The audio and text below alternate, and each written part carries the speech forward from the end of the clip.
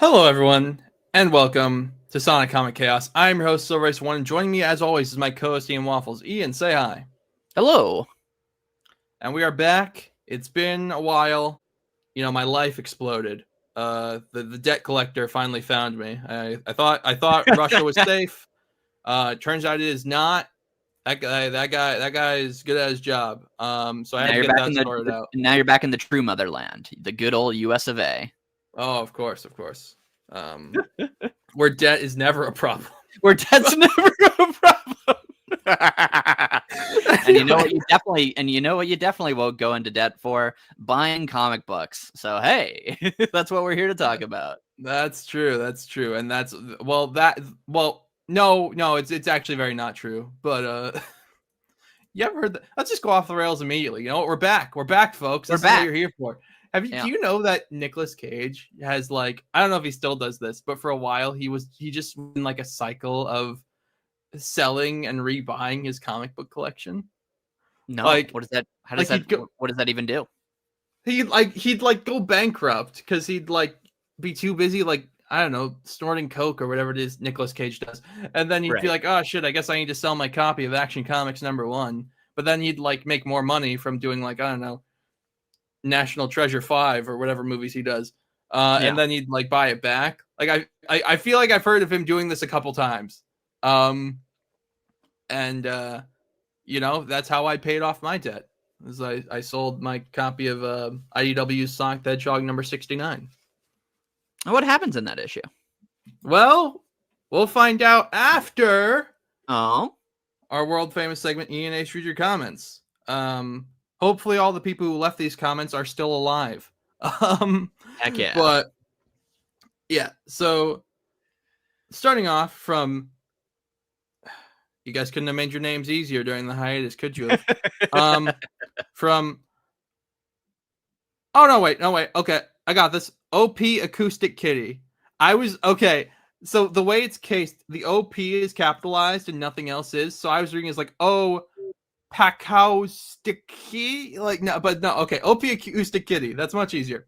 Hi Ian. Well, also Ian, you already replied to this because, you know, you don't understand that we have a segment for this.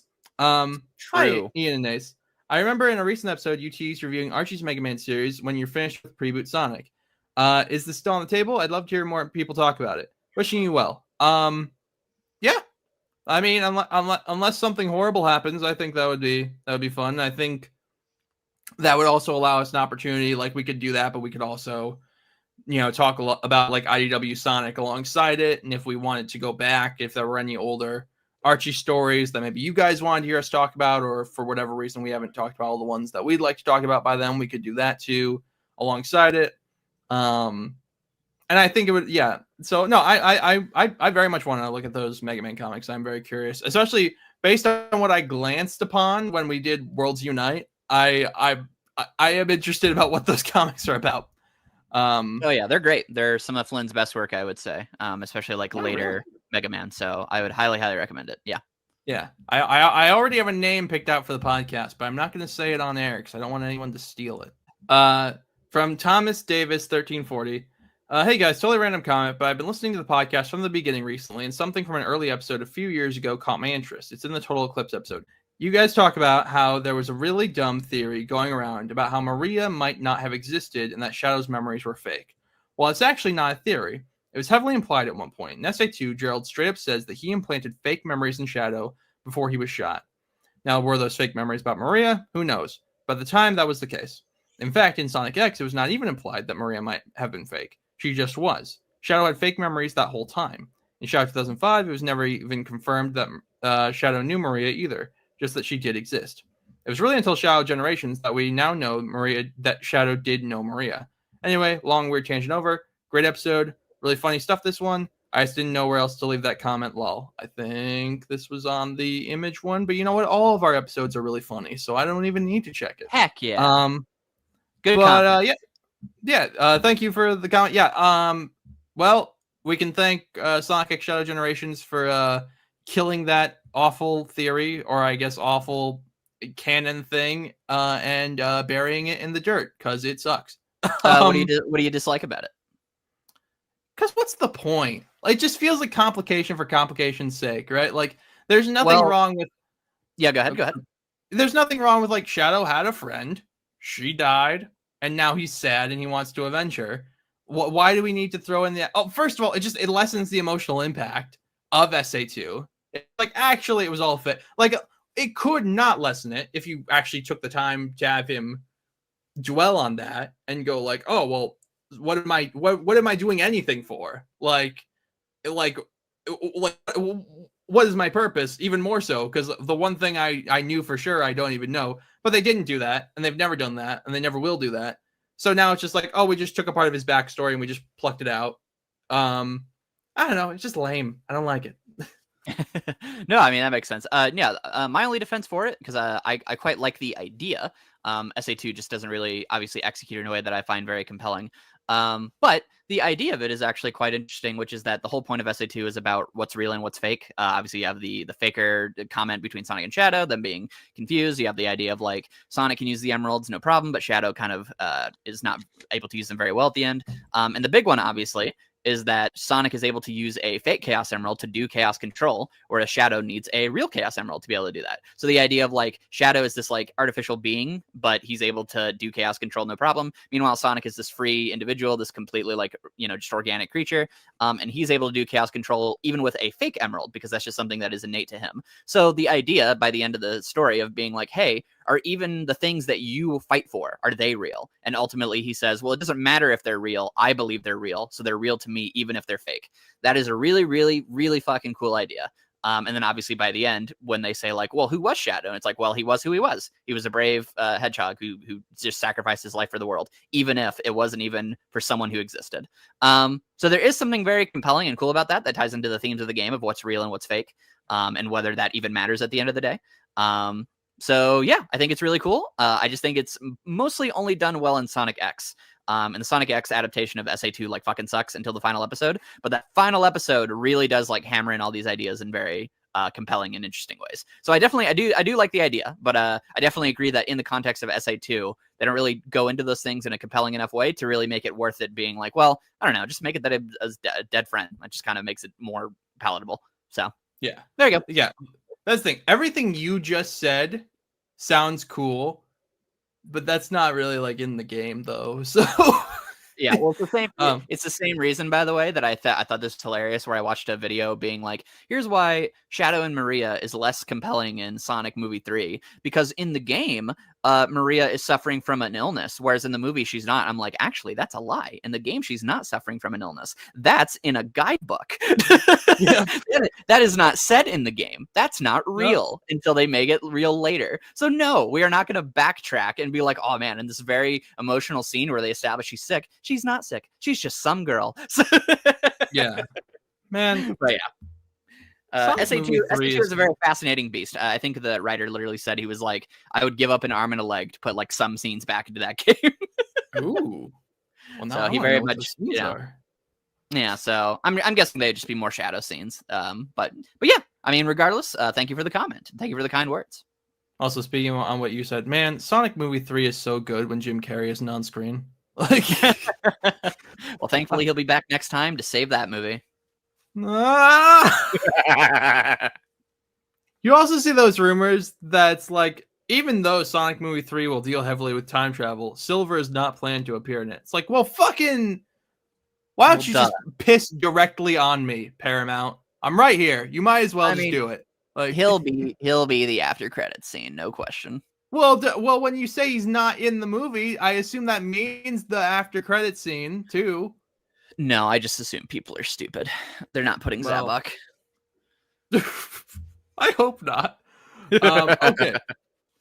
So, and then last comment, I just thought this one was funny from Green Soda 123.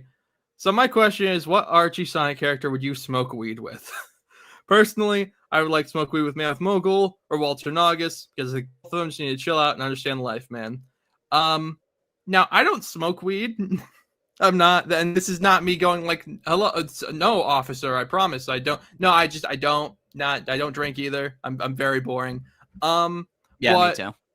I would very much like to see either Finetivis or King Max do it. Finetivis, because I think I just like him to just be like, dude, I just want to destroy the world so bad, man. Like I just like, you know, like, and he punched me in the King head Max with his rubber gloves, and they hurt a lot. and King Max because one of the reasons I've never smoked weed is because I hear that sometimes when people do it, they just freak out. And so I'd very much like to see King Max do it and see what other things he has to say about the Robians. I'm so glad you said that. Thank you. I was like, please make it racist, and it was. Specifically about the Robians. That's what I was hoping for. Yeah. Be careful with your words there, Mr. Waffles. Mr. Waffles. Who would I like to smoke weed with? And well, again, I don't know how I would be because I've never done it. But I guess I would like to. I guess I'll do your version of the question, which is who would I like to see smoke weed? I would like to see Julie Sue smoke weed, so she would say really, really rude things, and I think that would be funny.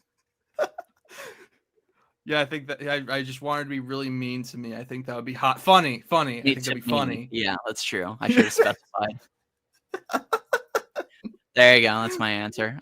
Maybe Charmy can have it so he can cure his brain damage. Anyway, this is a bad ENA comments. I think this is a great ENA reader comments. Good, we're back. We're back. It's like we haven't missed a beat. But anyway, it's time. For Archie, Sonic the Hedgehog, number 69.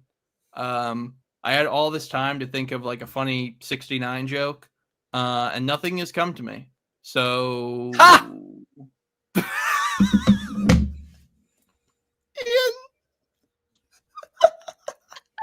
Now we're back. We're back. We're good. We're good.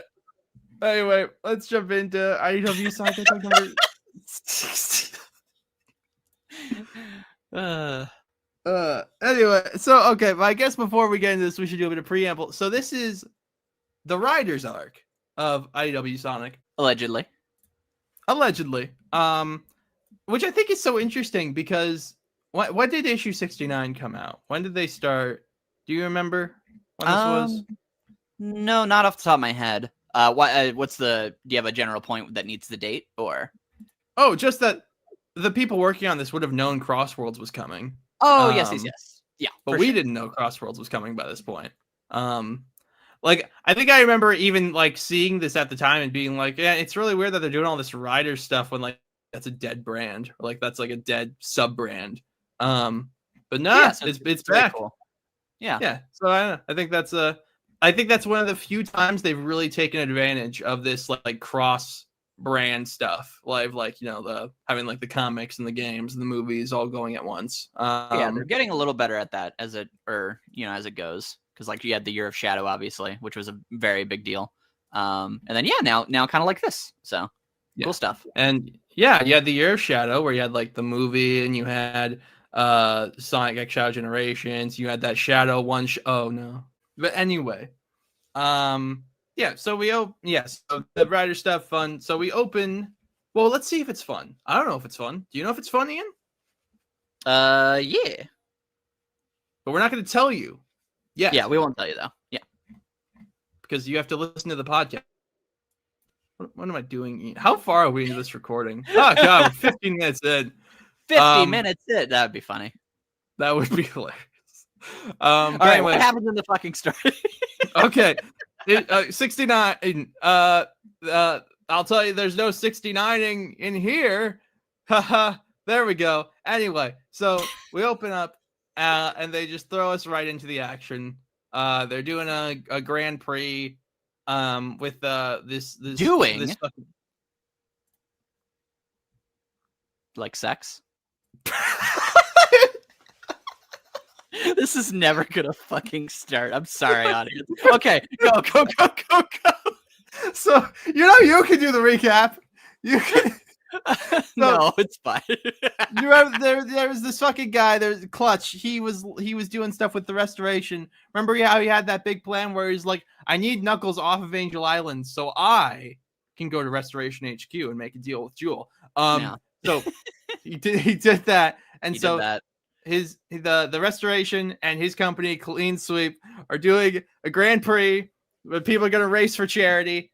I guess I don't actually know how the charity aspect of this works. I imagine just like, but I mean things like that. I guess I don't know how that works in real life either, because they'll do events like this for charity. Like just don't worry about it. I don't worry about it. Not even in like a don't think about it. Just like, yeah, it's fine. Whatever. Like, Yeah, it's fine. Every time the Flash and Superman race, they go like, oh, it's for charity. Yeah, for the country. Yeah. But so they're racing and they talk about how Tails built them all like new extreme gears. And then we cut to the Clean Sweeps mascots, which are like an off-brand Eggman who like looks like an actual egg and like a little like crab meat. And they make an Adventures of Sonic the Hedgehog reference where he says, "You nincompoops," and I laughed. I did not know that was a reference. That's cool. Yep, that's cute. But they do an Elon reference with the egg in one of these panels where he is that is precarious is all I'm going to say. That's funny. Yeah. I noticed that. No, yeah, it's but speaking of references, we got what's his name? The player character from Murder Sonic the Hedgehog is serving hot dogs in the stand, which is fun. There's a channel called, or a Twitter called Semi-Frequent Sonic Facts, and they had a semi-frequent Sonic fact, which is like Barry has like the most like jobs out of like any character in the Sonic universe. This is another example that the world of Sonic is a work of fiction because it means that there is a consistent job market. Well, you know, that's fair. Also a few more things. I like that the Restoration's logo is the Forces symbol. Like I know it's always been that. But I don't know. I just think that's fun. Like that's just fun. It's cool to see it on like a grander scale, I guess. Yeah, for sure. Clutch and Jewel, and they're doing business. And Jewel in this whole story arc she cannot catch a break. Like she has an actual job to do. Like she has to do actual work while all these motherfuckers are going around on their hoverboards. Like meanwhile, she's like, okay, I gotta go do like the paperwork to make sure that the whole thing can function. I would not be happy if I was her. Is all I'm saying.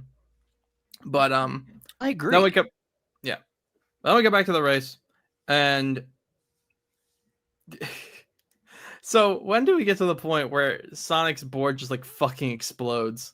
Okay, so the Diamond Cutters are here. They're doing like security for the event, like they're keeping everyone in check. Whisper has an adorable jacket.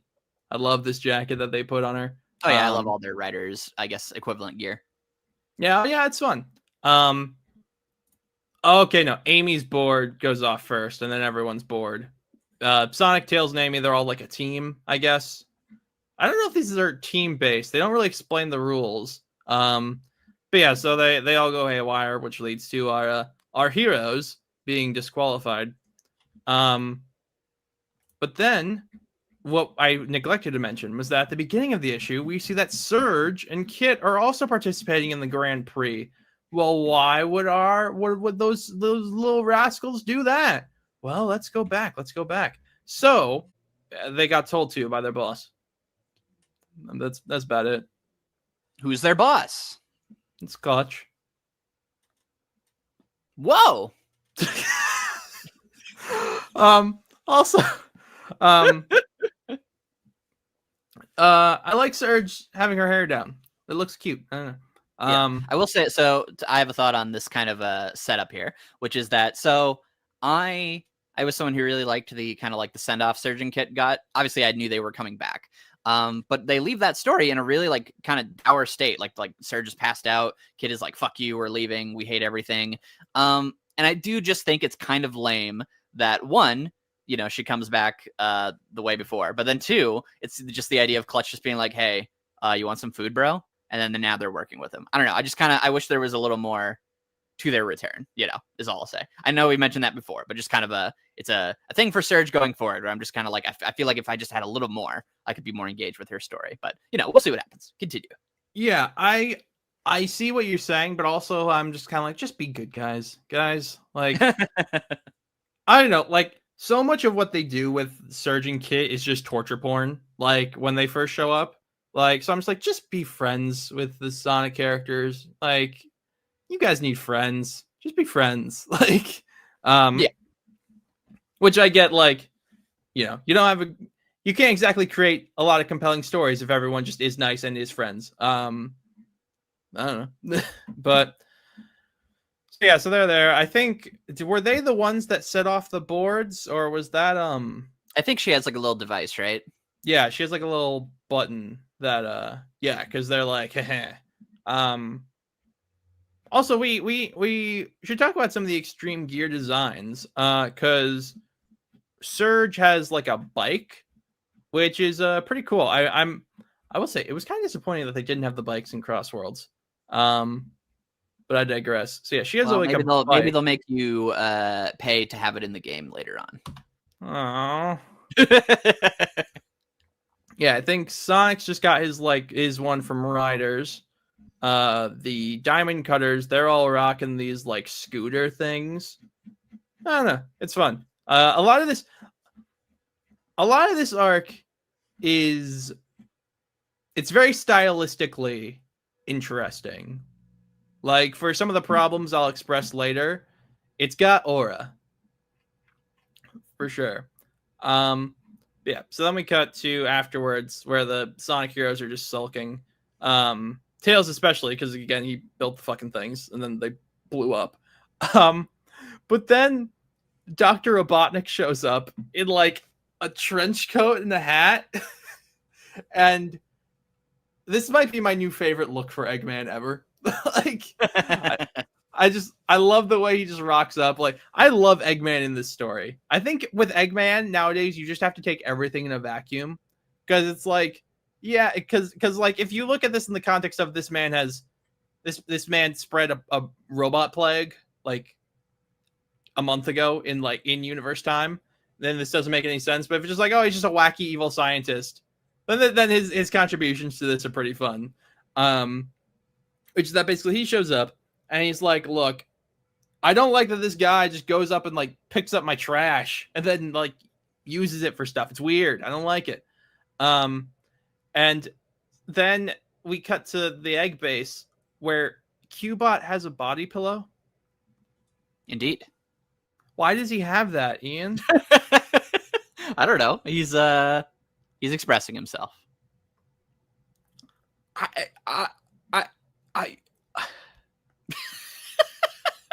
Okay. I'm sorry, bro. I don't have an answer. That feels like some Archie Sonic shit right there.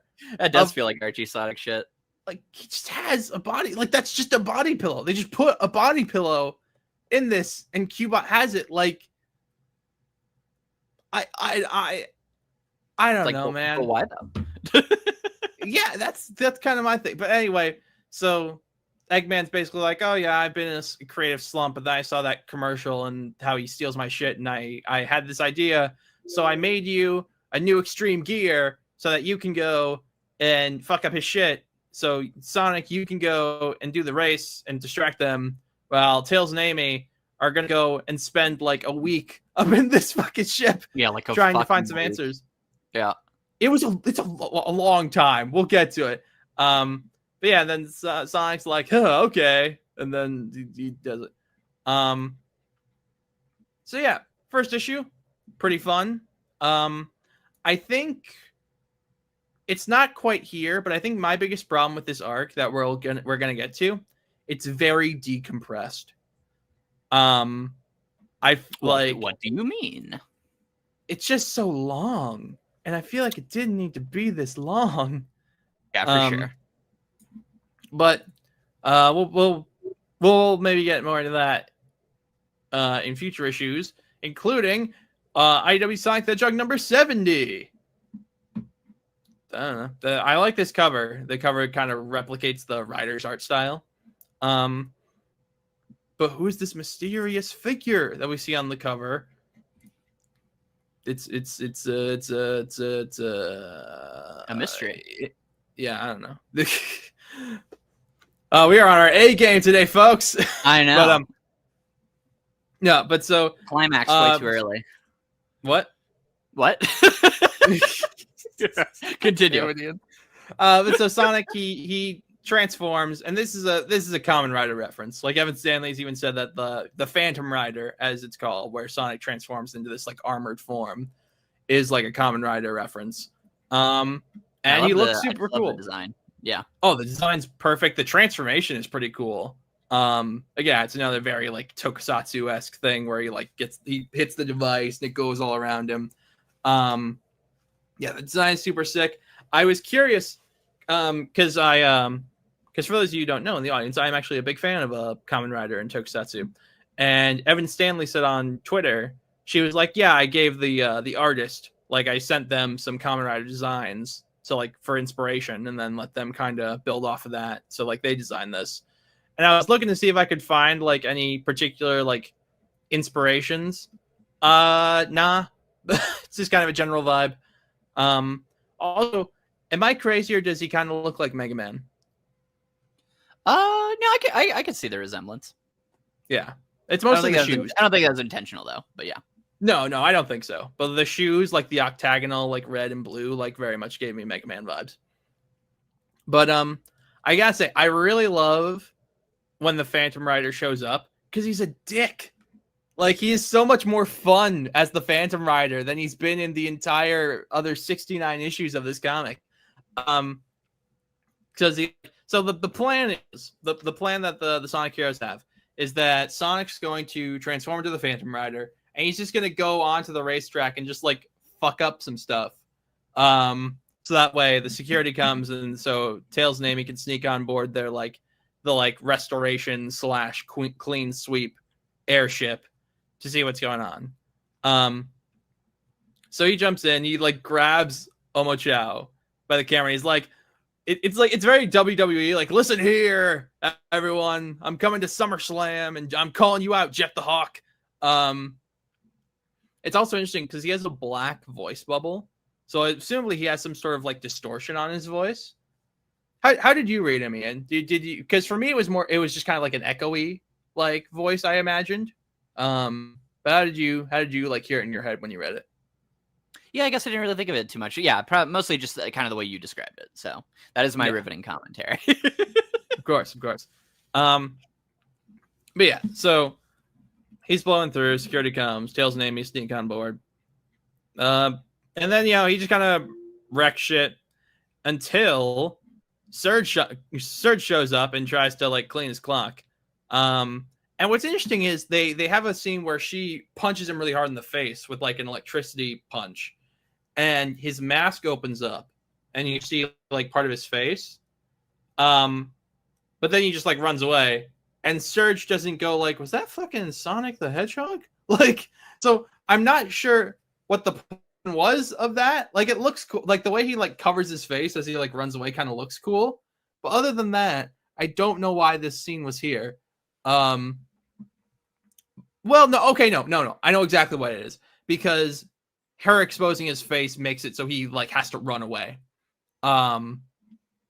Because then when Surge and Kit get to the finish line, everyone's like, "Holy shit, Surge is awesome because she fended off the Phantom Rider." Yes, exactly. Yeah. Okay, so that's why they make a point to do that. And then Surge, she's so happy. Look at her face. Look how happy she is. Yeah, I like that moment a lot. Yeah. But then Duo also I'm sure he's said this before. It's just this is the first time I've really noticed it that Duo wears mittens, presumably because he needs the extra padding on his like octopus suction cups. Yes. It's just another thing of like you didn't question why Silver thought this guy was Mimic, huh? Anyway, then Amy and Tails find Belle in the locker and the issue ends. I think this is a lot of the decompression I'm talking about because there's a scene here that I didn't talk about at all. There's two scenes. There's one where Duo talks to Jewel, and there's one where Clutch talks to Duo. And there will be like 3 more of those scenes before this this arc is over, of them going like, oh, we have a problem with the Phantom Rider, and and Duo, you're not lying to me, are you? Like, they do this a lot, is all I'm saying. So do you so kind of maybe it's more so since it was monthly, they kind of have these scenes that feel a little perfunctory where it's like, oh, we got to catch the audience up on like where's everyone's alliances, where's everyone working, who's doing what.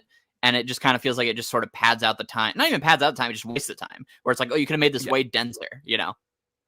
Yeah, I don't know. I think like, and I imagine some of it's probably like they wanted to get to issue 75.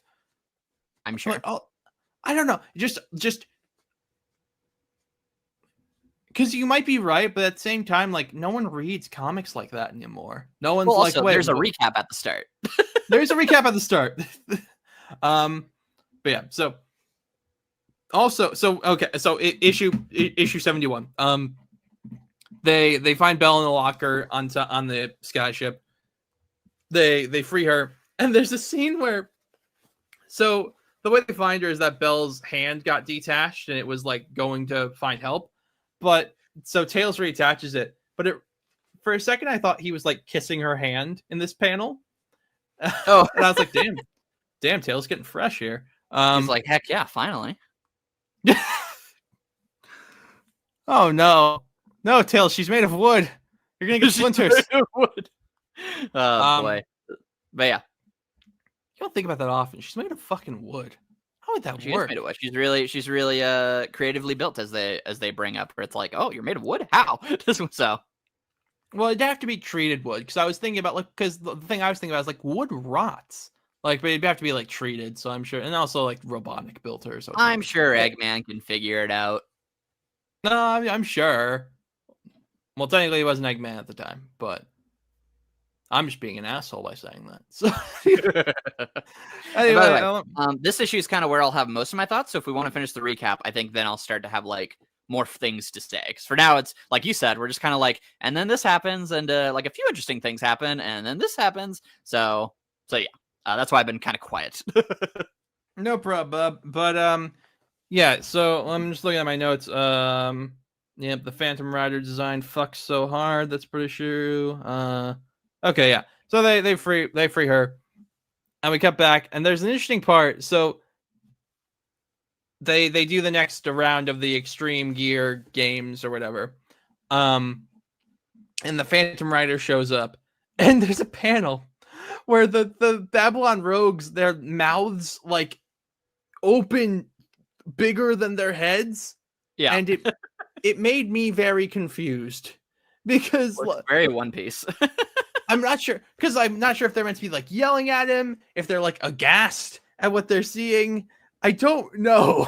Well, see, that's the thing. If it was just Jet and Storm, I think it would be like, oh, they're yelling. But like Wave looks mad, so it's sorry. If it was just Jet and Storm, I think it'd be like, oh, they're like, what the fuck?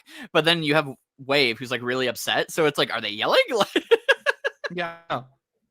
Also, something I missed is that there's 2 Phantom Riders. Will this be? Wait, I actually don't even remember where the second Phantom Rider thing goes. So I guess we'll find out together. Clearly, it was very impactful on the story.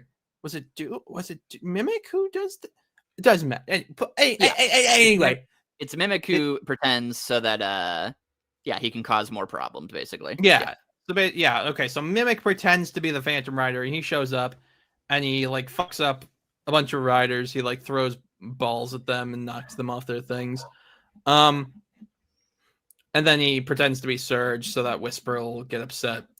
Yes. Yeah. So he's causing problems within the ring, basically. Okay. Is that why when Whisper says, because he says like, that makes 2, and then Whisper keeps going 2 down, 2 down. Was that like, it's been literal years since Tangle and Whisper. Was that like a thing Mimic said, like 2 down or that makes 2 or whatever? Because they pay a lot of emphasis on that line.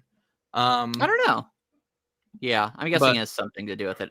By the way, I just wanted to point out, I think this is really neat. I'm just probably stupid. I don't know why this is a thing, but for some reason, Mimic's board has like a rainbow stream as its like thruster. And it's the only time that ever happens is like his board. Right. Again, don't know what any of that means, but I think it's really neat. I think it's just in Sonic Riders, and I think they want his board to be very distinct, so that if you're a dumb kid reading this, you can go like, "Well, that's not Sonic." But I am apparently dumber than a dumb kid because again, I didn't even until I didn't notice it. Yeah, until the later scene where Whisper goes like, "Why? Wait, I think that's not that's not the same guy." I was like, "Man, I guess Sonic's just being a dick." I don't know. Like, it also doesn't help that like the Phantom Rider is a dick. Like that's the persona he adopts when he becomes the Phantom Rider. So what even so like? I mean, the big thing is just that his speed bubbles are black. So. Well, yeah, but his speech bubbles are black when he's. Both of the Phantom Rider's speech bubbles are black, though. Oh, you're right. I'm just stupid, man. We're really off this episode. It's fine. The people are gonna be like screaming, like that's not what happens. It's like I'm sorry. I'm dumb. I'm not sorry. So there you go. I'm glad one of us isn't. But anyway, none of this matters. All this culminates in Mimic unmasked Sonic, and then some people see Sonic unmasked. It's the Babylon Rogues, Tangle, Whisper, Surge, and Kit all see Sonic unmasked. Which Ian Ace. What? I was saying you and I, as if we were in the comic. We also see him unmasked. Yes. You also saw him unmasked. If you read this, audience. I'm not saying your name though, Jessica. And then what happens? Yeah, but so they see, which I was confused at first. I was like, isn't the whole appeal of this arc that Sonic gets to be like a tricky little trickster and no one knows it's him? But no. And then we get a cute scene where, so then we get characters establishing their motivations going forward. We see the Rogues, we see Tangle and Whisper, we see Lanolin, we get another scene where Duo's like, yep, things sure are weird. But the important one is the mom from Murder of Sonic the Hedgehog shows up with her daughter, and her daughter shows up to Surge as like, Surge, you're so cool and I love you. And Surge is like, hey, I like being a good guy actually. And Kit's like, you know what? I like that you like being a good guy. Which I think is fun. Like, I don't know. I just, again, I know it's probably not the most compelling storytelling, but I'm just like, God damn, just let Surge and Kit be happy. My Lord. Like, yeah, I want to mention, because this is another example of like my big problems with Surge, where it's like, so the idea that like someone's nice to her and it just like sparks something within her of like, man, this feels good. I don't know what to do with this feeling. I like that idea. I think the problem with this comic is that it just does not allow for like a breathing moment for this, because it's literally, I'm looking at the page right now. Bye sir, I'm gonna be spiky and punch a lot of guys too. Bye. Okay. And then she says bye, and then there's no pause. There's no like beat of like, okay, then it shows like her stop, put her hand down. Kit, I don't think we should be doing this. It's literally bye ...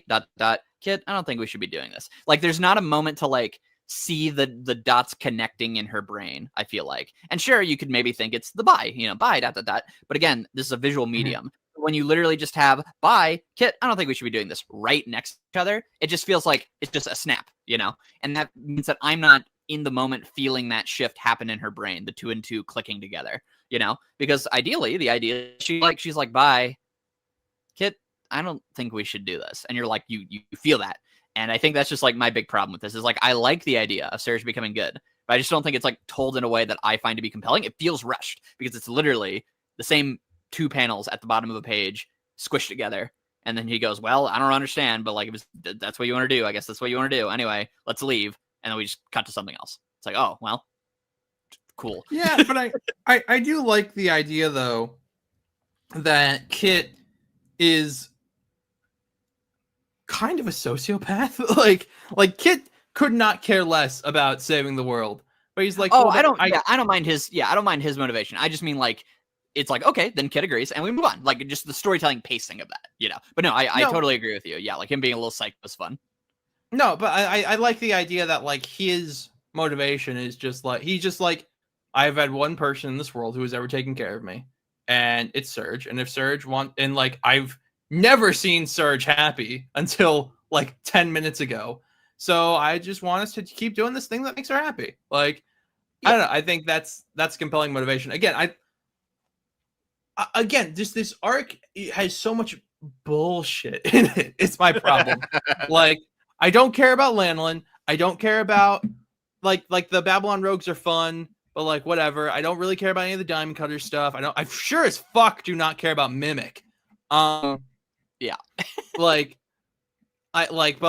everything with Surge and Kit I quite enjoyed. The problem is like you'll have like a Surge and Kit moment, then you'll have like 10 pages of Sonic with a fucking owl, and then you'll then you'll finally get back to the other thing that we actually care about.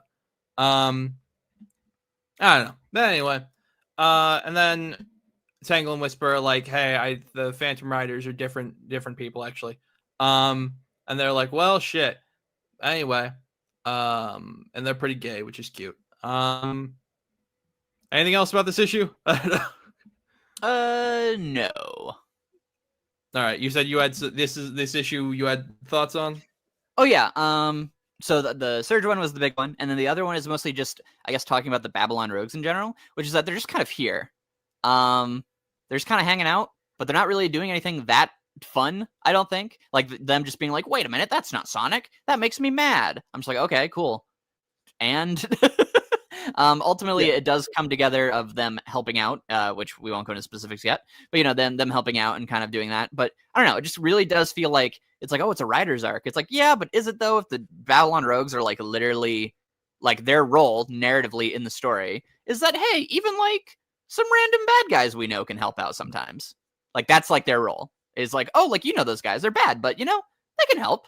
They can be cool sometimes. Like, okay. Bye. Yeah. Like I just can't think of any like memorable moments with them here. It's just mostly Jet being like, what the fuck? Why is Sonic not racing me? And that's it. Yeah.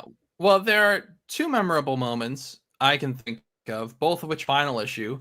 One is pretty cool, and one of which is character assassination. But we'll get there when we get there. Yeah, I don't know. I mean, I think the Babylon Rogues do, they're fun. That's really the thing they bring to this. And it's like, yeah, they're fun. Like, it's like I would have liked, maybe there's just too many fucking characters in this arc. Maybe yeah, there's way too many. I mean, the Chaotix are going to be here later. Oh, yeah. Yep, I see him on the character thing for 72. Yep. Yeah. But so, anyway, the cover for 72 fucks so hard, though, with, like, Surge's eye is like a lightning bolt, and then you got... It's a little too dark, is my only thing. Like, it's a little hard to make out, like, all the, like, designs on it. But, this is a sick-ass cover. It's stellar. I love it. Yeah. Anyway, so Clutch is like, I'm very evil. And then Surge and Kit are like, hey, we want to be good guys, so we quit. And then he's like, lol, no. So what does he threaten them with? Okay, yeah. So again, this scene, what it should make us feel is like, because like at the end of it, Surge is like, oh, I'm so powerless, can't do anything, right? She feels so weak and stupid. But it's like, well, wait a minute, like Surge, why don't you just like punch him or something? It's like, but obviously the feeling we're supposed to get is that like having this authority figure talk down to her and like tell her like, this is what you are, this is I can unmake you, all these things. It reminds her of Starline, right? So it's that trauma that is like controlling her. But the visuals don't convey that. The panels don't get like bigger when he's around them. They don't feel smaller. The paneling, the shading, like they don't use any like black shading to like really cover his face and like put like the black shading over them. It's like no, you're gonna do what I say because you're small, you're weak. There's nothing to you. You're engulfed by me, But instead, it's just box. Like when he slams down the cup, like is that supposed to be threatening? Like why? He just slams it and there's a little slam effect. But there's nothing about it that makes like Surge and Kit feel small or feel overwhelmed or feel overpowered. It's just a generic, well, yeah, like we're going to shade it like this. We're going to put a shade over his face and a shade over Surge. But it doesn't feel intense. And also like the background doesn't feel intense. The sky is like, it's not even like a storm. It's just like barely, oh, it's cloudy. And then it gets really dark later, which obviously, again, is supposed to represent Surge's feelings and like her emotions kind of maybe causing the storm. But again, shouldn't it be getting darker as the scene goes on? Like it's in the background. Shouldn't it get like darker and darker and darker? And that represents Surge's like feeling of like, oh, I'm powerless, I'm overwhelmed, and then she lashes out, and then that makes the thunderstorm, right? Wouldn't you do any of these things to sell that? But no, like you said, you're just like, well, wait, why are they scared? What's he threatening them with? That he's just not going to tell them stuff? Who cares? So Well, that's kind of the main thing. Yeah, what he says is, I made you heroes, I can make you monsters just as easily. So what I guess you're meant to infer is that he's like, you guys have been bad guys this whole time. And like I could, or like I have all this money, I could do like a smear campaign against you. Like yeah, okay. I started that sentence with an idea of what he was doing, and then I ended it not knowing what he was doing. Like, well, again, it's like, this is where like IDW is just kind of screwed, because like, okay, the world building of IDW is nothing. Who's going to be mad? What place? What location? The mall? Like, like is the little girl going to be mad or sad or whatever? I don't know. And again, we didn't like spend a lot of time on that. Like I said, it's literally 2 panels, and she's like, I want to be good. And then later she's like, it's like, oh, well, you're not allowed. You suck, and I own you. And it's like, okay. And like it's not given time to breathe. The ideas are cool. Everything that happens in like with Surge's story, like I think is really cool to think about. But when I'm reading it, I'm just like, oh, I guess that's over now. I guess we're here now. It just feels very too snappy. The comic seems to be afraid of like having a silent panel, I guess. Which is unfortunate. So yeah, I don't know. And I mean, maybe this is just me being pedantic, but I think literally if he was like, I don't know, like maybe you have him show like the scene of him like of her like having stopped the Phantom Rider and like basking in the glory, and then have him show like a recording of her going like, yeah, I'll totally help you destroy your like Restoration HQ, and be like, yeah, do you think you'd still be a hero if this got out? Like, yeah. Or show like in Surge's head, like a picture of the little girl, and then her like idea of what she would think, right? Of her being like, oh, it's a monster, and like pointing at her, and like maybe she's all like scary looking, and it's like now we know what. Because like if you just say like, oh well, of course she'll be sad if that little girl's like sad or what. It's like, okay, what does that look like to Surge? What does Surge think that will mean? I can't just assume, because it was so fast. There's nothing to contrast it. So yeah, I agree with you. Yeah, but then we cut to boring ass Sonic, who I don't know. I feel like part of my problem with this arc is that it set a very high bar in like the first 2 issues. Like, I think that second issue, especially, where it's like the first appearance of the Phantom Rider, where like he shows up and he's being like a little trickster, and you got the Surge stuff, like, oh, that's really good. And then like Sonic just goes back to being boring, and then Surge is dealing with stuff with Clutch, and then this owl shows up. Oh yeah, so now that's okay. So what happens is the Babylon Rogues show up, they corner Sonic, and then Sonic gets pulled into an RV with Mr. Owl and his husband, who they do the radio thing together. It's his husband, right? I don't remember if they were. I know they're definitely together. They're a couple. That's all I know. Yeah. But they were in the annual around the Metal Virus time. They were doing like radio calls of like, hey, if there's anyone out there, you can come to this place. And actually, I will say I do like this issue does have like, I do think this section where they're like kind of chilling, I think it's like just a neat idea of just like, oh, there's this big storm and we're kind of flying all the cars, and then like the Babylon Rogues are like, all right, fuck it, we're gonna like guide traffic, and then and they're also looking for Sonic, and then you have Sonic going into the RV and just kind of hanging out for a little bit with like, I don't know, like I like Night the Owl, I like these guys, and I just like that it's just like in an RV, like it's just, I don't know, I just like the road trip vibes of just like Sonic needs some, he's out in the rain, he gets brought in, they're just like, hey Sonic, like let's chat, let's see what's going on, how you doing, man?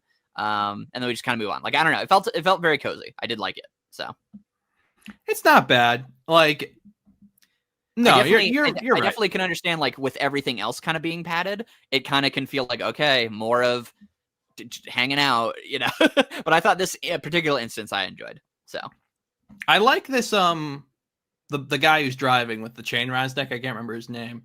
But he's funny. He when he shows up later, he's cool. Also, I'm only now noticing they have cups and posters for a band called Brush 42. Hope you enjoy those references, folks. They won't be around much longer. This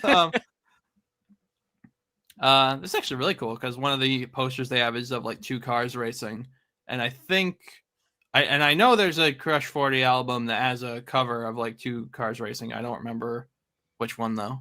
Yeah. But yeah, no, and then Sonic transforms back into the Phantom Rider. And then so then we get a kind of nice scene where like Surge is like post freak out, and then Kit's like, "Hey, don't worry, I got this." Yeah, and I like that. But do we ever find out what this plan is? I think the plan is literally the one that comes up pretty soon, which is that Kit goes, or they go, "Hey, possum guy, you're evil," and he goes, "Fuck." Like, I'm pretty sure that's it. That's the plan. Oh, well, okay then. Anyway, Yeah. there's. I mean, I guess to go with the baby antics, the end of the story is that Tails and Amy are dying of starvation because they've been on this fucking ship for a week. And they're wandering around, and then they meet up with the 2 mascot characters who are, whoa, it's Rough and Tumble. And the end of this issue, like, you're gonna wait a month for this, boys and girls, is that Scooby-Doo music starts playing, and they go, "We're gonna beat you up, little boy and girl," and they go, "Oh," and they run away from Rough and Tumble like the goons. Yes. Counterpoint, there is an adorable crayon drawing of Belle wrapped in a red bow. So that's cool. And she says, "Oh, sawdust," and that's pretty cute. I like that. Or maybe I did realize this, and it's just been a while. I didn't realize Belle was supposed to be Southern, but it's pretty obvious when you think about it. Because first of all, she's literally from the country. Second of all, her name is Belle, like Southern Belle. But like she says y'all a couple times in this, and I was like, why is she saying y'all? But I don't know. It's fun. Although I wish they did more with it. Like I think I wish they like bunny rabbitted her up. Because I could also just because I could just also be like, oh, like all those things I just said. I'm like, well, maybe it's not. Maybe I'm just grasping at straws. I don't know. Like, I like that it's like in IDW, right? It's like Artangle and Whisper gay. It's like Schrodinger's gay. It's like Schrodinger's Southern Belle. Is she Southern? I don't know. It could go either way. You could read it either way. I guess. Which, by the way, obviously they are intended. Tangle and Whisper are intended to be gay. What I'm saying is that since they can't be explicit about it, people who don't want it to be that will be like, well, I mean, they're just buddies. yeah, no. But yeah, like you said, there's zero tension in the end scene because it's fucking rough and tumble. Like, yeah, and again, not a big deal. Now we can read these all back to back, so it can just be kind of funny. It's just funny. I just remember when it happened and it came out, I was like, wow, no, that's really our cliffhanger, huh? Yeah. But yeah, then Jewel goes and talks to Clutch, and she's like, Clutch, fuck you. And he's like, actually, fuck you. And then that's the conversation. And then Jewel goes to Tangle Whisperer. She's like, guys, I think Clutch might be evil. And they're like, yeah, you let me go, which is crazy of him. Yeah, what is crazy. Then we get a crowd shot of a bunch of cute Sonic OCs, which is fun. Oh yeah. Phantom Rider shows up, causes some mischief. Oh wait, I just realized. Okay, this is fun. The board that Mimic / Duo is on, is the one that the Phantom Rider was on before. Which, when you think about it, not the best idea, Mimic. Kind of blows your cover there. But thankfully, everyone in this is very dumb and will not figure out that Mimic is Mimic until a very dumb thing happens. So it's fine. But yeah, so all this culminates in a fight between the Phantom Rider and Surge.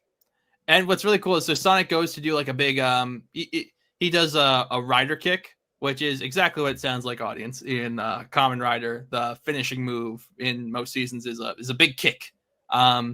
But when he does it, he goes Teria, Teria, which is a reference to when he said that in SA2. I like to think it's a double reference because, okay, I don't know how much Evan Stanley actually knows about Kamen Rider. I could only find the one tweet of her saying, like, yes, he was inspired by Kamen Rider. But I like to think this is a double reference because in Kamen Rider O's, when he does his rider kick, he goes, "See ya!" So I like to think that this is like Sonic's version of it, which is like, Teria! I don't know. Is that true? Probably not. but I choose to believe it is. I like it. Yeah, and then so he kicks her. It's a cool panel. How do I explain this?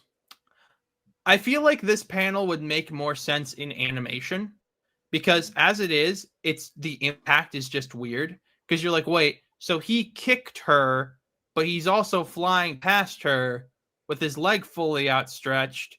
So like he didn't. So how did he kick her to do? But anyway, that's not again. It's a cool panel. Like Ian, you know what I'm talking about, right? Yes. Okay. I'm gonna assume It's a little. I mean, it's a little weak. Like that's kind of the main thing. Yeah. But so we find out that she swiped his like transformation thingy. So everyone sees that Sonic is the Phantom Rider, which didn't really have any tension because all the main characters already knew that. But whatevs. But yeah, and then yeah, like you said, Surge just yells at the clouds like, "Hey, boss, I destroyed the Phantom Rider." But like everyone's mad. But like, are they mad at because it shows the crowd's mad and they're yelling at the screen that has Surge on it, which typically in comic book language, because it's a visual medium, would imply that they're mad at her. But why would but they don't have any because everyone didn't want the Phantom Rider there. They had big posters that had the Phantom Rider with an X on it, and they were happy that Surge was fighting the Phantom Rider. But they're not but they don't show them booing Sonic for being the Phantom Rider. They show booing her for. But Ian, help me. By all accounts, it doesn't make any sense or whatever the meme is. Yeah. No, it's like, yeah, I understand. Well, again, it just feels very strange. I don't know. There's something strange in the neighborhood. Something strange. I'm looking at the kick again too. I think it's just, I don't know. I think it's that both the kick and the kick and Surge kind of like her like launching back from the kick or whatever. You don't feel the impact of it. She just kind of looks like she like passed out mid. Like it looks like she went and just fell asleep. Right. Yeah, no. Well, and it's like, because like and the thing is, they'll do this in Kamen Rider, where like a rider will like do their kick and then they'll like follow through on it. But that's usually because they've like kicked through the monster and murdered them. Like, so yeah. I mean, it's anime nonsense. It's fine. I just think the problem is that she doesn't look like she's got that damaged or she just kind of looks like she passed out. But regardless, either way. And then she's like, "Happy now, boss. The Phantom Rider is here." And by the way, I think it's very funny that she doesn't even say clutch. She just says boss. And it's like, what do you guys? You got to say his name. Yeah, I don't know what they're. It's weird, but regardless. So then, Bird with chain on his neck whose name I don't remember shows up to help free the Chaotix, and so. Now we've got Amy, Tails, Chaotix, and Bird up against Rough and Tumble, but then Clutch shows up with nameless security goons and is like, we're going to fight. And okay. Am I supposed to feel like the heroes are in any danger right now? Like... Yeah, that's where the arc is kind of weird, because, I mean, they do sprinkle in comedy in here, too. So it does feel like it's like, no, it's supposed to be a little goofy. But then, like, it kind of does become serious, where it's like, oh, and then, like, the bad guys show up, and now you're all stuck. Like, oh, no, it's Clutch. He has a gun, which he can't use. Rough and Tumble. And guys.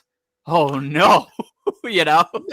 I guess it's like, and I don't want to get into, like, lame, like, power scaling bullshit. But, like, these guys like tear through like 100 badniks going through Green Hill Zone. Like they can't fight some guys. Like they can't fight this guy with a cane.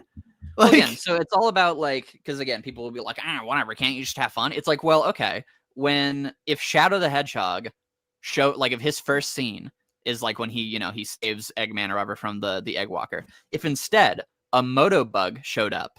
And then Shadow's like, "Don't worry, boss, I've got this." And then like bounced off it, fell over, a laugh track played, and then he went, "Sorry about that." And then the Motobug slammed into a wall. When he shows up and goes, "A jewel containing the ultimate power. I am Shadow." and then he like beats Sonic, would you not just be like, what the fuck are you talking about? This guy's a loser. What do you mean he's cool and I'm supposed to take him seriously? You know, these things do matter.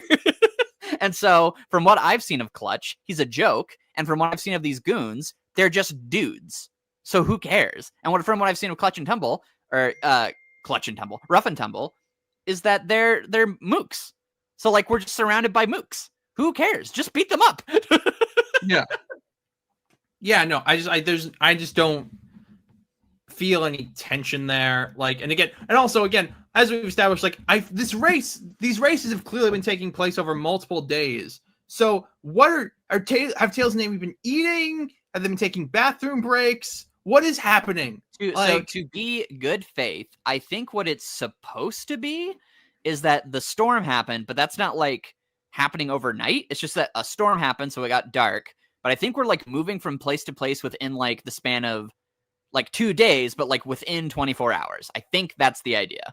So like we probably started like midday on the first issue, and by now I think we're at like the start of the next day. I don't think it's been like days and days, but I could be wrong.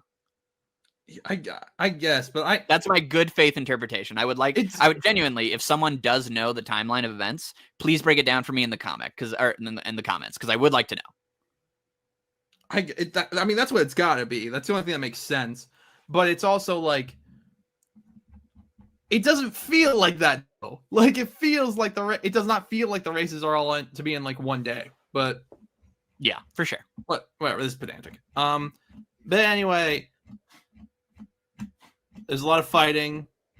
Oh yeah. Vector, he reveals when they show up, he's like, I've got this USB with all of Clutch's porn on it. So when we leak that, he's gonna be really in for it. He's gonna get canceled big time, and I'm talking big time. Yeah.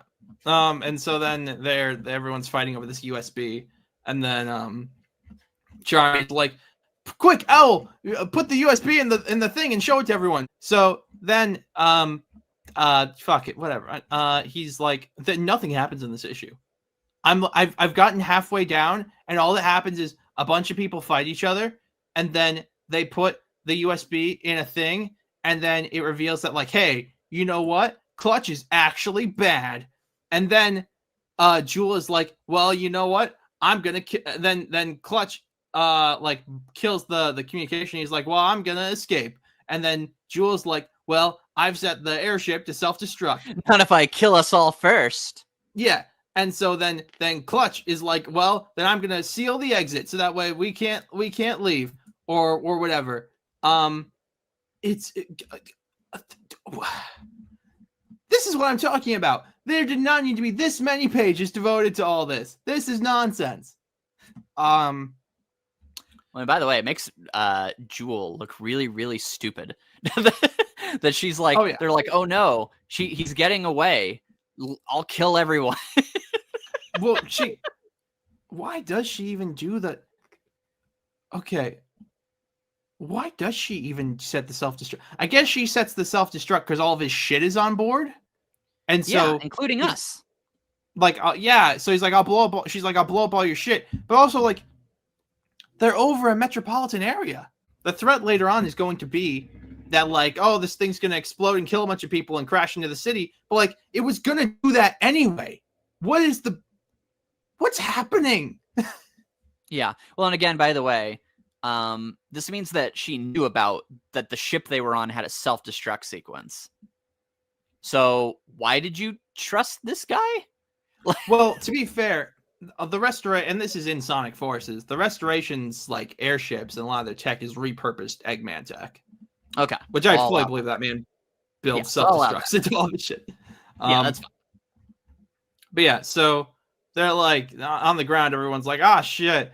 And then Duo's like, I'm going to leave. And then Kit drags him out and is like, no, you're not. And they're all like, and the Diamond Cutters are like, let's go. And then, well, there's a funny bit where Landolin's like, I got to chew out Sonic. And then she looks away. And then Surge is like, hey, guys, Sonic left. Like, I love the panel of just like empty space and her tiny speech bubble and her pointing up going like, Sonic left. But also, Landolin's whole thing is like, well, now I gotta go get Sonic so that he can face justice for screwing up a race. Like what is like? I still don't understand Landlin's character, guys. Like, We'll talk about it more when we get to the aftermath issue, which won't be in this week, but or for this video, but that'll be later because there's an aftermath issue that kind of addresses a lot of this stuff. And so it'll be more interesting to talk about it here or there. So yeah, but so then Jet's like, well, no, I'm gonna do something, and then Surge is like, hey, Mimic, I'll kill you, or maybe I won't if you go up there. And then then Surge is like, we're gonna do something next issue. And then here we are, guys. 75 months in the making, give or take, also given delays. We have IDW Sonic the Hedgehog number 75. It's a cool cover. Oh yeah, I really love this cover. So it's cool. I would not have put him in the Phantom Rider outfit though. Mm-hmm. Maybe that's just me, but I feel like for the purposes of like this being like the 75th issue cover, I would have just had like normal Sonic leading against the 75. Right. I think the design just kind of looks weird without the helmet on it. I think it's part of it also. But I digress. Also, it's a 75th issue, so wow, that was a lot of, I can say S's. It's the 75th issue, so I'm sure there's like a million variant covers for this. But anyway, so everyone's strapped on this exploding airship, and they're like, that's pretty bad. But then Jet's like, wait, I've got an idea. Let's go. And then, okay. So Mimic, right? Master of disguise, master assassin, master infiltrator. He's, this guy, he's up to some serious business, right?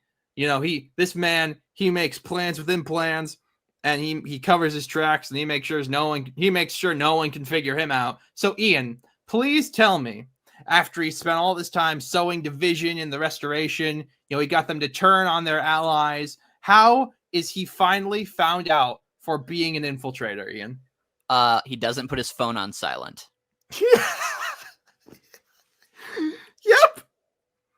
Yep. It's the most. It's like that's worse than a Scooby-Doo reveal. Yeah. No, it's terrible. His phone goes off in class, and that's how they find out he's Mimic.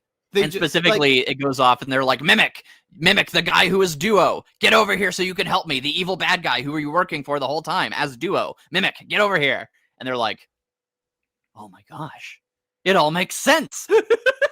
No, it's insane because, first of all, by the way, none of this is caused by our characters. Like, none of our characters are like holding the Clutch hostage and being like, Clutch, like calling your fucking crony or whatever. Like, do it, say it now, and then that gets him caught. No, he just happens to do it right now. Wait, I just realized, why didn't Surge do it? Would that not have been an infinitely better reveal and feed more into her heroic redemption if she was like, look guys, I was fucking you over, but you know who's really fucking you over? Duo, who's actually Mimic.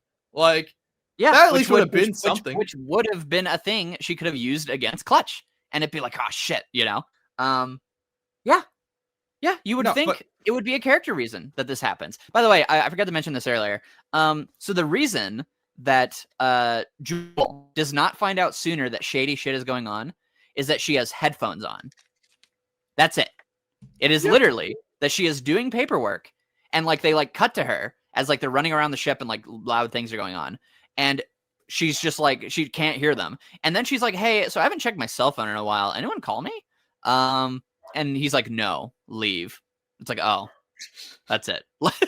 None of it, so much stuff just happens to happen. It doesn't happen because a character made a choice or because there's a flaw in what's going on. It's not oh, Jewel feels really stressed. So she goes, you know what? I'm going to leave all of it to him. And I'm just gonna go drown out in paperwork right now, like, which would be like silly and like whatever, but it would make sense to the character, and then therefore it would be like, oh, Jules' indecisiveness, her like willingness to just like let someone take the load off her shoulders and not do this with her real friends, and to trust someone she just met because he has good ideas, that screwed them over, because in the end she wanted to block it all out and just run away from this thing, and then she makes a really bad choice. No, none of that happens. It's just that she just happens to be wearing headphones and she doesn't have her phone near her. That's it. No, yep. Yep. But no, I'm starting over this stupid fucking mimic reveal. Like, I can't, like, audience, for those of you who haven't read the issue, I cannot stress enough that Duo is just next to the diamond cutters like he is all the time. And his like walkie-talkie goes off and Clutch is just shouting his name. And he's like, Mimic, I need backup. That's an order from me. Clutch, your boss. Like, and they're like, wait, Mimic? And so then they run off after him. I will say, there's a nice reaction shot. We were talking about how IDW is allergic to like silent panels. There's a good reaction shot. So Tangle and Whisper immediately rush after him like they're like bloodlusted. And Lanolin just has this look of like, oh fuck. Like, yeah. Which on one hand, Lanolin's a terrible character, and all the shit with Mimic and Lanolin and Silver was really stupid. But on the other hand, that's cool. You know. Yeah, that's something. Yeah. But yeah, and then, you know, so hold on, what's happening? So Clutch is like, I'm gonna get in my flying car and go away from this airbase. And then Sonic rolls up and he's like, no, you're not. Where is so okay, and yeah, but because Amy and Tails and the Chaotix are in different place. Charmy fucking sucks, so he's tied up with everyone else. But so then Surge shows up with Kit, and she's like, I'm gonna murder the fuck out of Clutch. And then then she's like, but Sonic, I'm gonna murder the fuck out of you too, I guess. And then this fucking story. Okay, guys. We just got to get through it, and then I'll get to my thesis at the end of it. So we just got to get through it. So then we find out, and I didn't even notice this when I was reading it the first time, just because so much shit's happening. The hoverboard that Eggman gave Sonic is secretly a big robot. I don't know where it's getting all this extra mass from, but whatevs. It's whatever. Fine. It's Eggman tech. He can do whatever. He can do whatever. It's fine. It's fine. That's the least of our worries right now. But so, and I like Eggman in this story. So he's like, hey, Clutch, come over here, you fucker. And so he goes, and he literally just like, so then Surge hits Eggman, Sonic, and Clutch with a Kamehameha. But Eggman's, it's a robot, so it's just like, well, I'm fine, and then it picks Clutch up and just leaves. Again, it's just so funny too, because it's like, oh man, now Surge is like, this whole issue is like, Surge is like, I'm gonna get my payback, and then it's like, all right, oh, I don't reveal Mimic. I'm gonna fight. Oh, he's gone. I'm gonna fucking kill Eggman though, and he's like, you're stupid. Bye. And she goes, well, I did what I came to do. I guess. Like, it's so pathetic. Like, in terms of just like, it's like, oh yeah, this is the character like breaking free of their restraints and going against this guy who, ostensibly is like manipulating them. Not essentially, it just is manipulating them. And so it's just like, yeah, is that going to be satisfying? No. Yeah, but so a couple things. First of all, you could play into that if you wanted to. Like, if you wanted to play into the fact that like Surge wasn't any good at being evil, and now she's trying to be good. She wants to be good, and seemingly isn't any good at that either. Or maybe, or no, they don't even do that, because she's not trying to be good. She's trying to get revenge. She's like, this guy fucked me over, and I'm going to fuck him over. And she isn't any good at that either. Maybe you play into that of like, no, you're not good at being a bad guy, Surge. Just stop trying. Like, just let it help you, because you're not good at this. Yeah.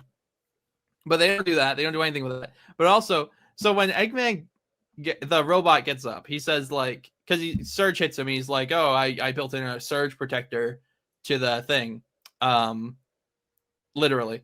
but so he gets up and he grabs Clutch, and he like kind of starts to fall over the edge. And so what I thought was happening was like, no, this robot's fucked. Like, it's operational for a bit longer. But he was just letting the robot fall off the edge and taking Clutch with it. Just style points. Yeah, but no, he just he flies away. And so I don't know what they're gonna do with Clutch, because what use? Yeah, which, by the way, that was his big villain arc. By the way, this was his big moment to be the main bad guy, and he blows. He's awful. I thought we were gonna be nice to IDW this episode. I was having so much fun for the first couple issues of this, and then it just like, God damn it. This happens every time. It does happen every time.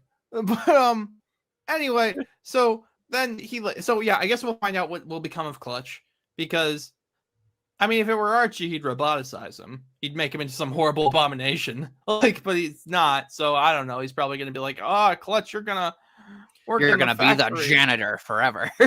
I don't know. But yeah, and then Surge is like, "Huh, I did something. So Sonic, you'd better not die." And then she rides away. But then, okay.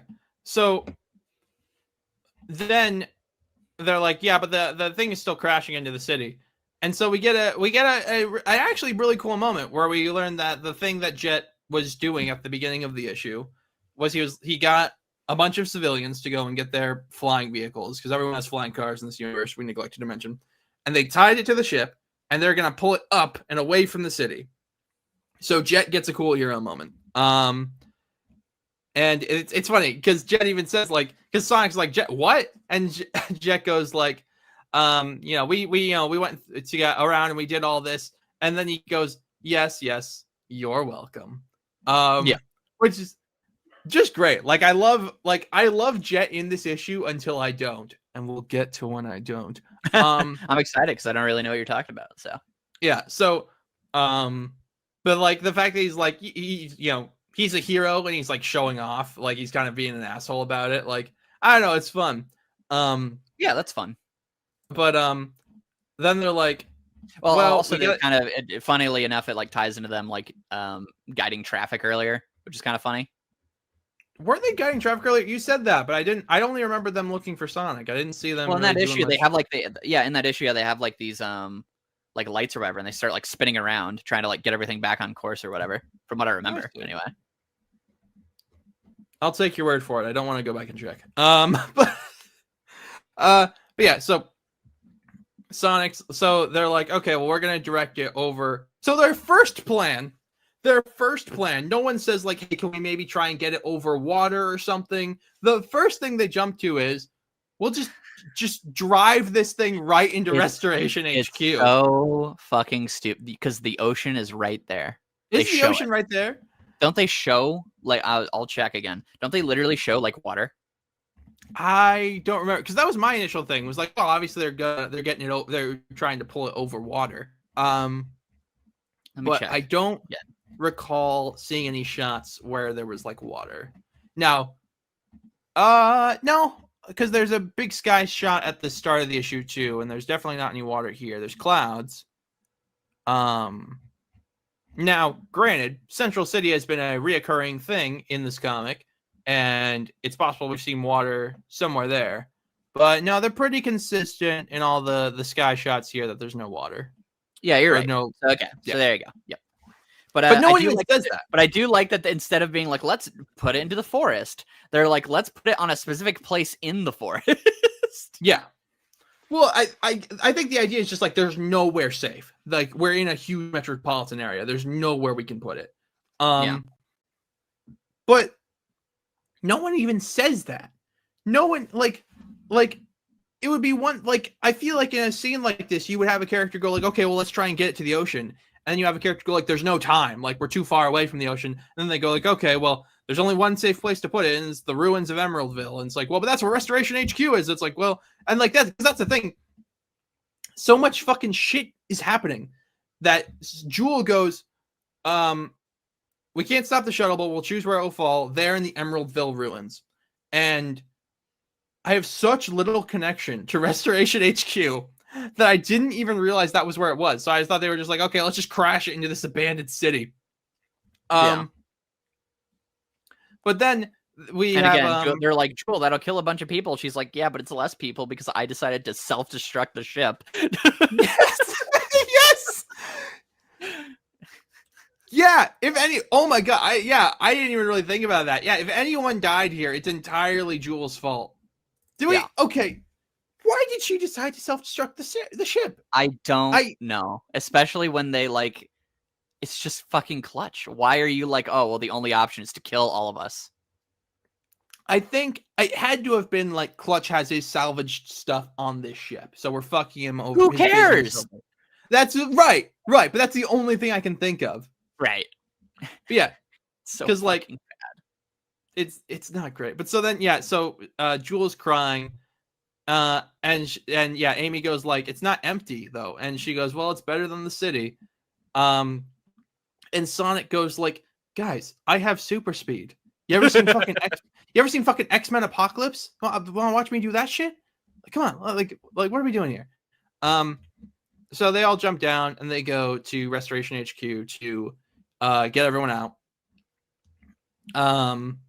There's a scene where Landlin's like, guys, I suck, and Tangle's like, yeah, you do suck, but we'll talk about that later. But yeah, and so there's a fun bit where Sonic goes to Jet and he's like, well, why don't we make a competition out of who can save more people? And then Jet's like, oh, okay, that sounds fun. So they go in, and there's a fun bit where they're going through, and Jet and Sonic are like crisscrossing each other, and they're saying like, oh, I've saved 6. Oh, I saved 8. Meanwhile, I can't tell if I'm heartless or not, but I did not give a fuck about this moto bug. Like, oh yeah. No, I agree. So we find out that Belle, there's a moto bug. It's from a previous issue. I don't remember it, but I know it's been in something. There's a moto bug that Belle's been trying to repair, and Tails and this big monkey guy who's in the lab are like, well, we'll help you fix it. And so they stay behind and have the fucking thing crash on them because they had to fix this fucking moto bug. But Sonic destroys hundreds of every day, but this particular one is special. I mean, this one has been set up. He literally has a name. So I know, and I know we treat robots like people in this, but it's a whole. But like, and then because she says something effective like his exposed circuitry can't handle being moved yet. He could lose his memory or worse. But I'll tell you, Belle, I've already lost my memory of him. So like, well, so my biggest problem with this kind of, and again, it's a very minor thing. You wouldn't really think about it, but it's just like the point of this scene is like, oh man, are they gonna like save this guy? And you have the monkey guy being like, oh, I'll stay and help, which is a character thing for him because he didn't like Belle at first. So him kind of like sticking around to help is like a big deal. But again, the problem is just like, there's no tension because like I don't know what it takes to fix Motobud, right? Like I don't know like what about like, and I don't even mean like in a technical sense, but just like there's no framing device of like, oh man, if only someone could do this specific thing that we've set up that someone can do, and then Tails comes in and is like, you know what? Give me 30 seconds. It's like we might not have that. It's like, all right, well, I guess I'll have to, pick it up a notch or something. You're like, okay, is he gonna do it? And then he does it. No, it's just like, oh, we got to get Motobud out. Like the thing's gonna crash at some point, and then they do. So it's like, okay, well, cool. That's fine.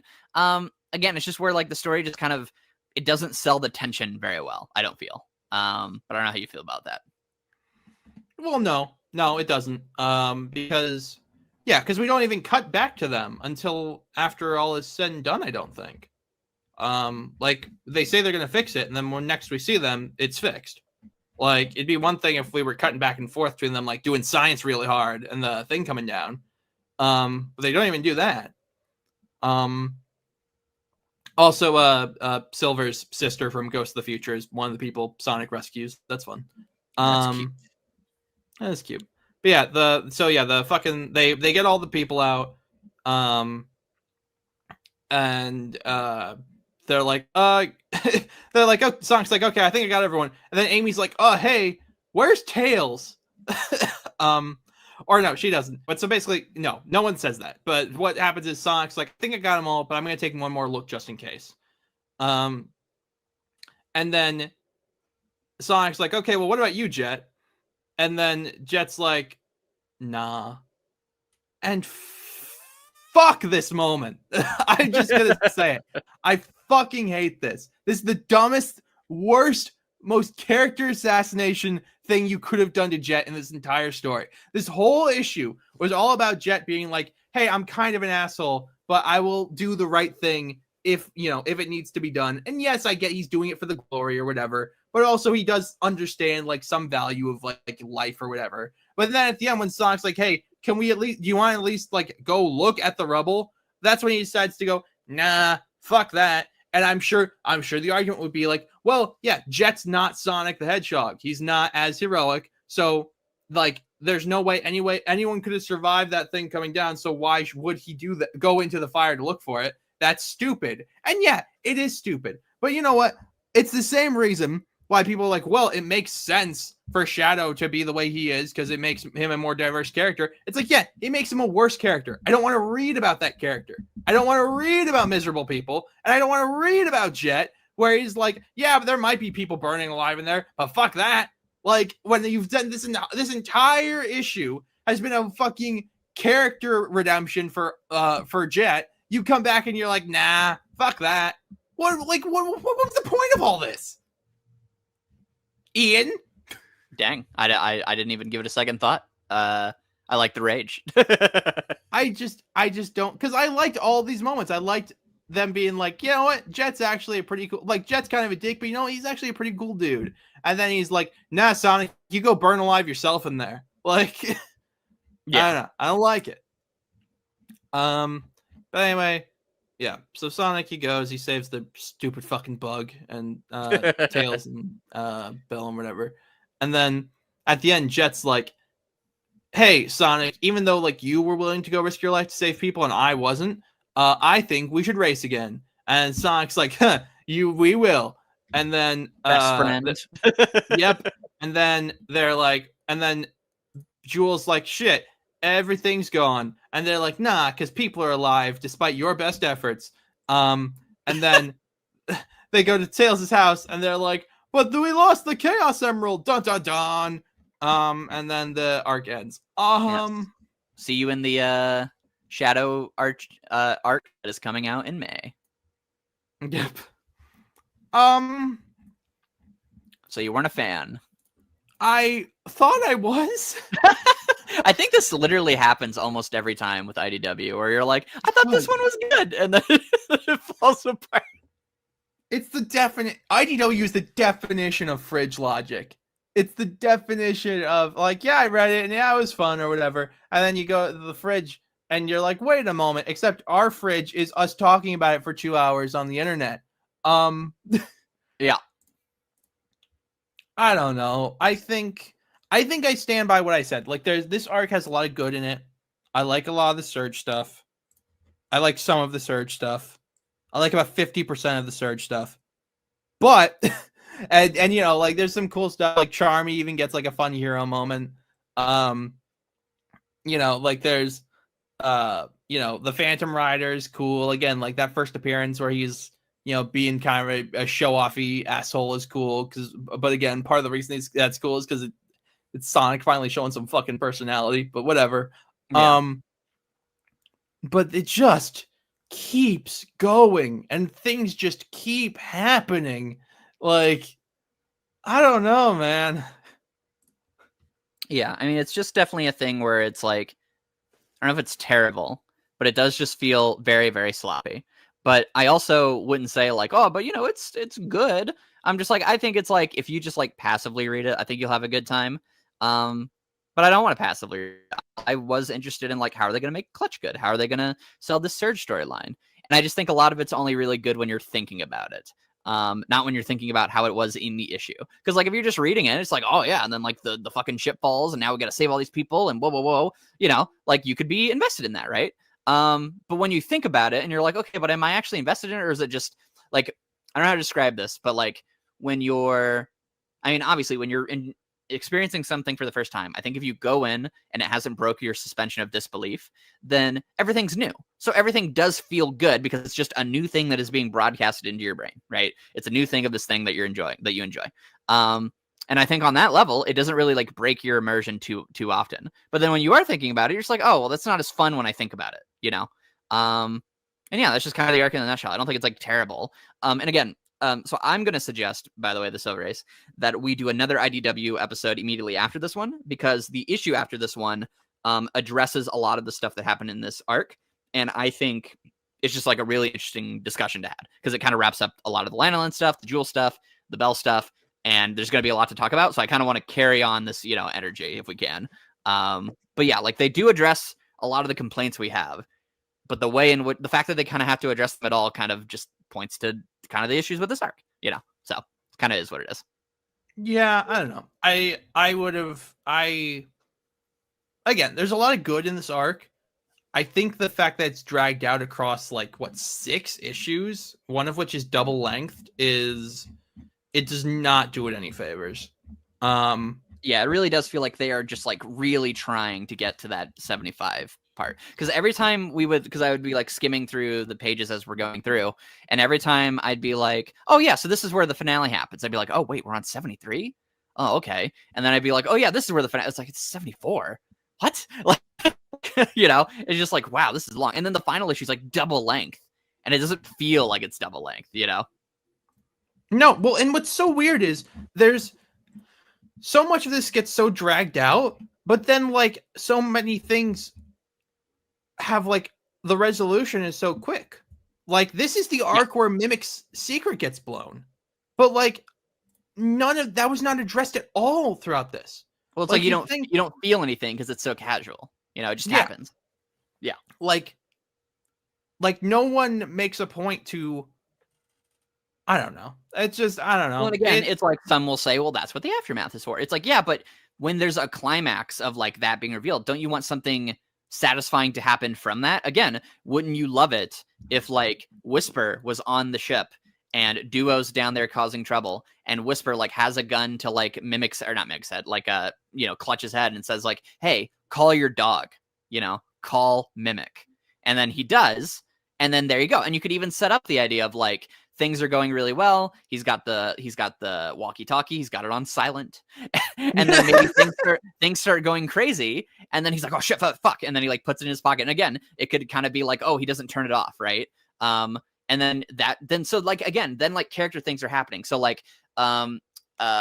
Surgeon Kit cause chaos and are hey boss, blah blah blah, and so Mimic calls him up hey dude, our cover's blown, what do we do? He's stand by, and then now we cut to this, and he's and then crazy things are going, he's okay, I should put the walkie-talkie away, and then you have Whisper or somebody tell him hey, call Mimic, call him, say it, and then he does, and then it's oh shit, it's Mimic, and then you go, yes, our heroes got it, they got the reveal. Now Duo can't fuck with us anymore. And it's Whisper doing it. So you feel yes, Whisper got her revenge. She was not crazy. She got it. And she's the one who's going to get to tell them, reveal Mimic. But no, it just randomly happens.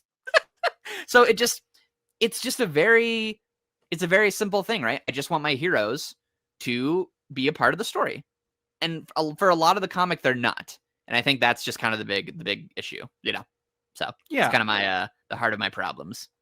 Yeah, I think the big thing is I think people have talked about too much attention going to the OCs, but I don't even care about that so long as, because look, if we've just thrown in the towel on being able to do interesting character stuff with the Sega characters, that's fine.